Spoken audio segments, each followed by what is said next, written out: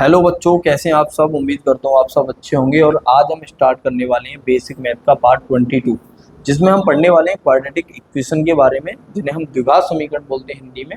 तो उनको कैसे सॉल्व करते हैं, उनके सॉल्व करने की क्या क्या मेथड्स होते हैं, क्या ट्रिक्स होती हैं, तो एक एक करके हम सबको समझते हैं।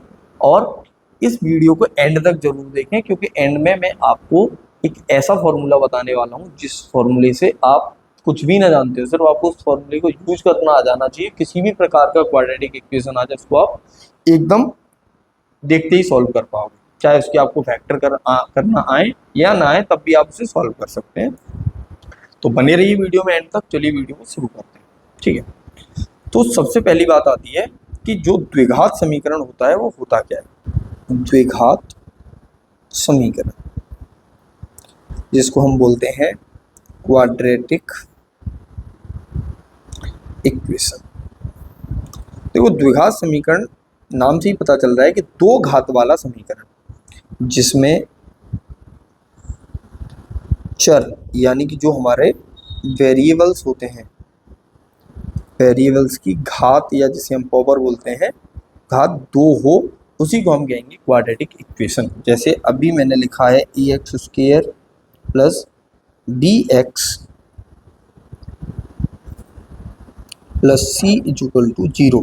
तो यहाँ पे x जो है वो वेरिएबल है, तो x की पावर 2 है, और यहाँ a b और c जो है वो हमारे कांस्टेंट यानी कि अचर है, ठीक है। इस तरह की जो इक्वेशन आएगी इसे हम क्वाड्रेटिक इक्वेशन कहते हैं। और यहाँ पे एक चीज़ का ध्यान रखेंगे कि a की वैल्यू 0 नहीं होनी चाहिए। अगर a की वैल्यू 0 हो जाएगी तो क्वाड्रेटिक इक्वेशन नहीं रहेगा। तो इसमें क्या हमें करना है कि देखो, सबसे पहली चीज़ आती है कि इसके x की जो वैल्यू आएंगी, हर क्वाड्रेटिक इक्वेशन के लिए x की दो वैल्यूज होती हैं, ठीक है। तो इसमें हम x की वैल्यू फाइंड करना सीखेंगे इस वीडियो के अंदर कि x की वैल्यू कैसे फाइंड करते हैं। तो देखो समझो, तो मैं एक एग्जांपल ले लेता हूँ, उससे आपको समझाने की कोशिश की जाएगी। तो मान लो कि हमें कोई क्वेश्चन दिया है कि x² माइनस के 5x प्लस 6 इक्वल टू 0, तो x के मान बताओ, ठीक है। अब इसमें अगर हमें x की वैल्यू फाइंड करनी है तो किस तरह से हम x की वैल्यू फाइंड करेंगे। तो सबसे पहला काम क्या करेंगे, यहाँ पे x के साथ क्या लिखा है वो देखेंगे। तो यहाँ x² के साथ क्या लिखा हुआ है, जहाँ कुछ नहीं होता है वहाँ जो गुणांक होता है या जिसका गुणा हो रहा होता है वो 1 होता है। तो यहाँ x का गुणांक 1 है और यहाँ पे अचर पद हमारा क्या है, 6 है। तो पहले इन दोनों का मल्टीप्लाई करेंगे, तो ये 6 ही आएगा। अब ये जो 6 आ गया है, इस 6 के फैक्टर करके देखेंगे। फैक्टर मतलब गुणनखंड। और गुणनखंड कैसे करेंगे, यहाँ पे देखेंगे साइन क्या है। यहाँ प्लस साइन है तो जोड़कर, अगर यहाँ प्लस साइन हुआ, प्लस चिन्ह है, प्लस चिन्ह है तो जोड़कर बीच वाला पद बनाएंगे। और अगर माइनस चिन्ह है तो घटाकर बीच वाला पद बनाएंगे। तो ये हमारी प्रोसेस होगी इसको सॉल्व करने की, ठीक है। अब हमारा यहाँ पे ये जो क्वेश्चन है x² माइनस 5x प्लस 6 बराबर 0। अब यहाँ 6 इंटू 1 करने पे 6 आया, तो 6 के ऐसे फैक्टर करने हैं कि जोड़, यहाँ प्लस चिन्ह है तो जोड़कर 5x आ जाए। तो 6 का ऐसा क्या गुणनखंड हो सकता है, तो 2 इंटू 3 6 हो गया, और 2 प्लस 3 5 होता है। तो लो हमको मिल गया 2 और 3। तो हम यहाँ पे क्या लिख सकते हैं कि x² minus 2x plus 3x जोड़ दिए, जोड़ के वही का वही समीकरण आ गया, प्लस 6 इक्वल टू 0। अब देखो, ये जो समीकरण लिखा है और ऊपर लिखा है, दोनों समीकरण सेम है, कोई अंतर नहीं है। अब हम इसको आगे करेंगे, x² माइनस 2x, माइनस का अंदर मल्टीप्लाई करेंगे, माइनस का 3x प्लस 6 बराबर 0। अब देखो, पहले दो पदों को, इन दोनों पदों को एक साथ देखेंगे और इन दोनों पदों को एक साथ देखेंगे। तो इन पहले दो पदों में आपको दिख रहा होगा x कॉमन आ रहा है, तो x को कॉमन ले लो। यहाँ बचेगा हमारा x माइनस 2। अब इन दोनों में से ऐसी संख्या कॉमन लेंगे कि ये जो पहला ब्रैकेट है वही बने। तो यहाँ पे देखो माइनस का 3 है, यहाँ प्लस का 6 है, तो माइनस का 3 कॉमन आ रहा है, यहाँ बच जाएगा x माइनस 2 बराबर 0। अब इस पूरे के पूरे समीकरण में से क्या कॉमन आ रहा है वो देखें। इन दोनों में से क्या कॉमन आ रहा है, तो क्या कॉमन आ रहा है इन दोनों में से? इन दोनों से कॉमन आ रहा है हमारे पास, देखो x माइनस 2 यहाँ भी है, x माइनस 2 यहाँ भी है, तो x माइनस 2 कॉमन ले लिया। अब x माइनस 2 कॉमन ले लिया, तो कॉमन देने का मतलब मैंने शुरू में भी बताया आपको, भाग देना होता है। तो अब यहाँ बचा हमारे पास x, तो x आ जाएगा, यहाँ बचा माइनस 3 इक्वल टू 0। अब ये 0 हो गया। अब दो संख्याओं का गुणनफल 0 होने का मतलब हो गया कि या तो पहली वाली 0 होगी या दूसरी वाली 0 होगी। तो यहाँ से हम क्या करेंगे, यदि x माइनस 2 बराबर 0 हो तो x बराबर क्या आ जाएगा 2, और यदि x माइनस 3 बराबर 0 हो तो x बराबर आ जाएगा हमारे पास 3। तो x के ये दो मान आ गए जिनके लिए इसके गुणनखंड या ये जो हमारा समीकरण दिया था वो 0 हो जाएगा। ठीक है, इस तरह से हम x के मान निकालते हैं।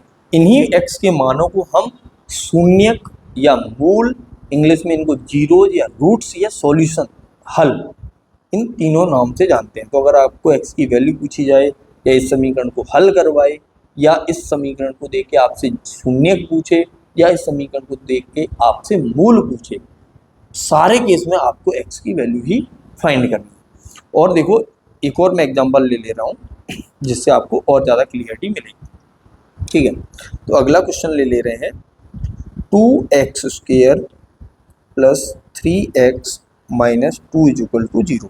तो वापस हम उसी प्रोसेस पे आएंगे। तो पहले इसका इसमें मल्टीप्लाई करेंगे तो ये आ जाएगा 2 इंटू 2 यानी कि 4। अब 4 के ऐसे फैक्टर करने हैं कि यहाँ पे चिन्ह माइनस, घटा के 3 आ जाए बीच वाला पद। तो भाई 4 का 1 में गुणा करेंगे तो 4 हो जाएगा, और 4 को 1 में से घटा देंगे तो 3 बच जाएगा। तो हम यही प्रोसेस अपनाएंगे यहाँ पे। तो ये आ जाएगा 2x square plus 4x minus 1x minus 2 बराबर 0। तो 2x square plus 4x minus x minus 2 बराबर 0।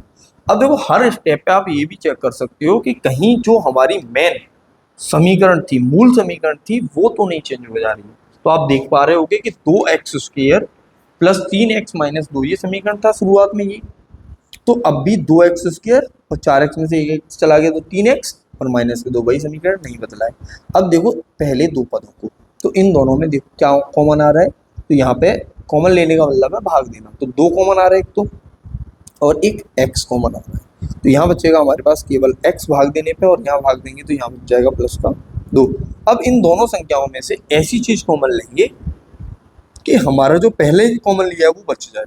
तो यहाँ आ जाएगा हमारे पास माइनस का 1, तो यहाँ आ जाएगा x प्लस 2 इक्वल टू 0। अब क्या कॉमन आ रहा है, x प्लस 2 दोनों जगह पे है, तो यहाँ आ जाएगा 2x माइनस 1 इक्वल टू 0। अब एक एक करके दोनों ही गुणनखंडों को हम 0 के बराबर रखेंगे। कि जब x प्लस 2 बराबर 0 हो तो x की वैल्यू आ जाएगी माइनस 2, और जब 2x माइनस 1 बराबर 0 हो तो 2x बराबर आएगा 1 और x बराबर आ जाएगा 1/2। तो ये तरीका होता है हमारी x की वैल्यू फाइंड करने का। तो मुझे लगता है कि आपको ये गुणनखंड विधि इसको बोलते हैं, गुणनखंड विधि से द्विघात समीकरण यानी क्वाड्रेटिक इक्वेशन को हल करना आ गया होगा। अब मैं आपको ले चलता हूँ उस मेथड पे जिसके बारे में मैंने आपको शुरुआत में ही बताया था कि मैं आपको एक ऐसा फॉर्मूला दूंगा जिसका यूज करके आप इजीली फाइंड कर सकते हैं x की कोई भी वैल्यू। इस विधि का नाम है श्रीधराचार्य विधि, या इसी को बोलते हैं हम द्विघाती सूत्र, या इसको बोलते हैं क्वाड्रेटिक फॉर्मूला। तो क्वाड्रेटिक इक्वेशन को सॉल्व करने के लिए इस फॉर्मूला का यूज करते हैं। जैसे क्वाड्रेटिक इक्वेशन होती है हमारी ax square plus bx plus c बराबर 0, और फॉर्मूला होता है x equal to minus b plus minus under root b square minus 4ac upon 2a। इस फॉर्मूले का यूज करके आप किसी भी संख्या से, किसी भी समीकरण से x के मान फाइंड कर सकते हैं। ठीक है, अगर आप पहले वाले क्वेश्चन पे जाओगे तो पहला क्वेश्चन हमारा क्या था, x square minus 5x plus 6। तो उसी को ले लेते हैं सबसे पहले, x square minus 5x plus 6 equal to 0। अब इसको में क्या करेंगे हम, सबसे पहला काम कि हम तुलना करेंगे x square minus 5x plus 6 जो दिया है इसकी तुलना करेंगे A x square plus B x plus C बराबर 0 से तुलना करो। तुलना करने का मतलब होता है कि देखो एक्स स्क्वायर की जगह पे तो एक्स स्क्वायर है ही, अब ए की जगह पे यहाँ एक्स स्क्वायर के साथ क्या है, जब कोई नहीं होता है तो क्या गुणांक माना जाएगा, 1। तो इसका मतलब हो गया कि ए की वैल्यू यहाँ पे आ गई 1। अब बी एक्स है, यहाँ पे बी की जगह पे क्या है -5, तो बी की वैल्यू हो जाएगी -5 और सी की वैल्यू क्या है 6। अब ये वैल्यू ले जाके हम अपने क्वाड्रेटिक फॉर्मूले में रख देंगे और क्वाड्रेटिक फार्मूला हमारा था x equal to minus b plus minus under root b square minus 4ac upon 2a।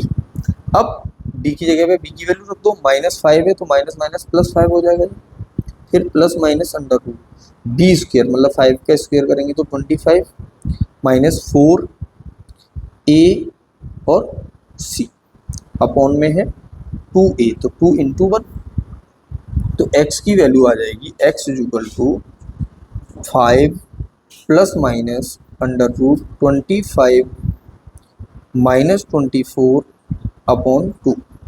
तो यहाँ से वैल्यू बच जाएगी हमारे पास 5 plus minus under root 1 upon 2 और 1 का स्क्वायर रूट, 1 का वर्गमूल 1 ही होता है, तो 1 प्लस माइनस 1 अपॉन 2। अब देखो यहाँ से आगे क्या करें, अब प्लस और माइनस दोनों चिन्ह है तो एक बार प्लस चिन्ह लेंगे और एक बार माइनस चिन्ह। तो पहली चीज आती है प्लस चिन्ह लेने पर, अगर हम प्लस चिन्ह लेंगे तो x इक्वल टू आ जाएगा 5 प्लस 1/2, तो 5 और 1 6/2 यानी कि वैल्यू आ गई 3। ऐसे ही माइनस चिन्ह लेंगे तो माइनस चिन्ह लेने पर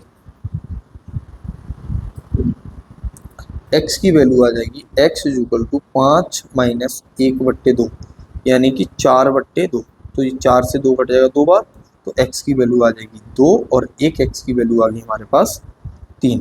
तो क्या यही x की वैल्यू पहले भी आई थी, देख लो चेक कर लो, तो x की वैल्यू यही पहले आई थी, x इक्वल टू 2 और x इक्वल टू 3, यही अब आई। तो इस क्वाड्रेटिक फॉर्मूले का यूज करके आप कोई भी इक्वेशन, क्वाड्रेटिक इक्वेशन दी जाए उसको आप सॉल्व कर सकते हो। देखो एक चीज़ और मैं बताऊं कि जब भी आप सॉल्व कर रहे हो तो x equal to minus b plus minus under root b square minus 4ac upon 2a। अब इस वाले रूट के अंदर, इस रूट के अंदर अगर नेगेटिव नंबर आ जाए, माइनस की संख्या आ जाए, तो हम क्या कहेंगे, हम वहीं पे लिख देंगे कि इसके जो मूल हैं वो संभव नहीं है। जैसे क्वेश्चन में लेके आपको बताऊं, जैसे x square plus x plus 1 equal to 0 दिया है, तो अब यहाँ पे ए की वैल्यू 1 है, बी की वैल्यू भी 1 है और सी की वैल्यू भी 1 है। आप इस फॉर्मूले में पुट करोगे तो एक्स इक्वल टू आएगा -1 plus minus under root b square मतलब 1 का square 1 minus 4 into 1 a c, a और सी दोनों की वैल्यू 1 है, अपॉन 2 इंटू 1। तो ये बचेगा हमारे पास -1 प्लस माइनस अंडर रूट, एक में से 4 चला गया तो माइनस का 3 बचा अपॉन 2। अब यहाँ पे अंडर रूट के अंदर माइनस आ गया तो हम यहाँ पे लिख देंगे कि इसका कोई हल नहीं होगा। इस तरह से हम क्वाड्रेटिक इक्वेशन को सॉल्व करते हैं। देखो क्वाड्रेटिक इक्वेशन अपने आप में एक बहुत बड़ा टॉपिक है, तो यहाँ पे मैंने केवल आपको ये बताया है कि क्वाड्रेटिक इक्वेशन अगर कोई गिवन है तो उससे हम वैल्यू कैसे फाइंड करें x की, तो x के मान निकालना हमने केवल यहाँ पे सीखा है और कुछ नहीं सीखा। इससे आगे का अगर आप कुछ भी पढ़ना चाह रहे हो तो वो आपको सिलेबस वाइज, जैसे आप क्लास 10th में हैं तो 10th की जब सीरीज स्टार्ट की जाएगी उसमें आपको पढ़ाया जाएगा इन डिटेल। तो आप चैनल को सब्सक्राइब करके रख लें, आप किसी भी क्लास में हो, हर एक क्लास के बच्चों के लिए ये चैनल उपयोगी है और हर एक सब्जेक्ट के लिए भी ये उपयोगी है। यहाँ पे सिर्फ आपको मैथ नहीं पढ़ाया जाएगा, आपको हिंदी पढ़नी है तो हिंदी भी पढ़ाई जाती है, फिजिक्स पढ़नी है तो फिजिक्स भी पढ़ाई जाएगी, और भी जो सब्जेक्ट्स हैं वो सारे सब्जेक्ट्स आपको यहाँ पे मिलते रहेंगे। तो कुछ क्वाड्रेटिक इक्वेशन में आपको लिख के दे रहा हूँ सॉल्व करने के लिए, जो आप घर पे एज अ होमवर्क कर सकते हो। होमवर्क में आपके पास रहेगा पहला question, x square plus 7x plus 10 बराबर 0। दूसरा क्वेश्चन है x square minus 6x plus 5 बराबर 0। तीसरा क्वेश्चन है 3x स्क्वेयर माइनस के 2x माइनस 1 बराबर 0। चौथा क्वेश्चन है x square plus 4x plus 4 बराबर 0।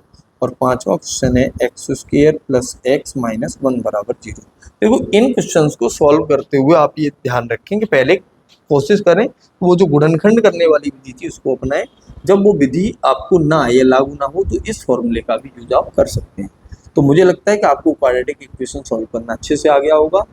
अगर आपको वीडियो अच्छी लगी है तो नीचे कमेंट करके भी बताएं। कोई डाउट रह गया है तो कमेंट बॉक्स में कमेंट करें। मिलते हैं नेक्स्ट वीडियो में, तब तक के लिए जय हिंद जय भारत।